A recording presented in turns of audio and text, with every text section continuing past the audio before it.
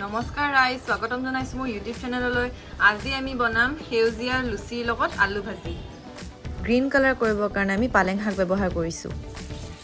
ভালকৈ ধুই লৈছোঁ পালেং শাকবিলাক।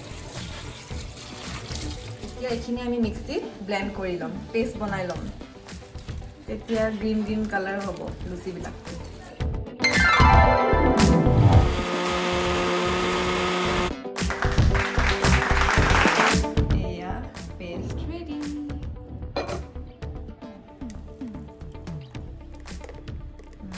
আটা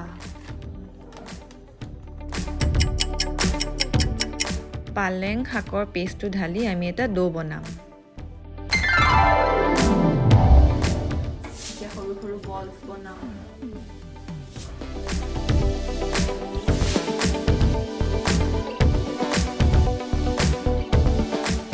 বলছ কেইটা আমাৰ বনাই হৈ গ'ল। এতিয়া আমি বেলি ল'ম বল।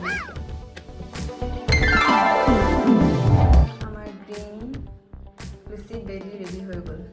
এতিয়া এইখিনি আমি ভাজিব লাগিব। গেছটো অন কৰি লওঁ আৰু তাৰপৰা কেৰাহীটো বহাই দিওঁ।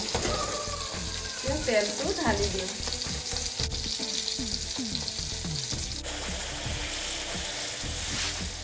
ৱাও, লুচি ৰেডি।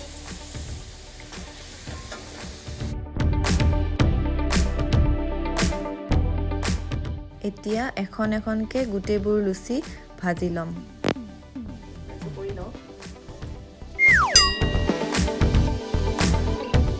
এতিয়া আমি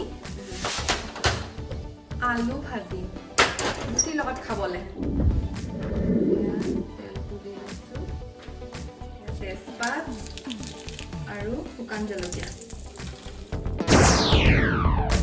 কেঁচা জলকীয়া, মিহিকৈ কুটি লোৱা আলু,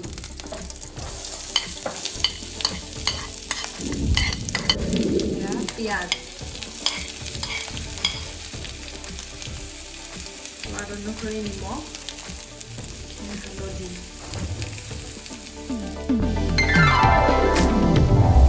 গৰম মছলা অলপমান লৰাই ঢাকনিখন লগাই ঢাকনিখন উঠাই অলপমান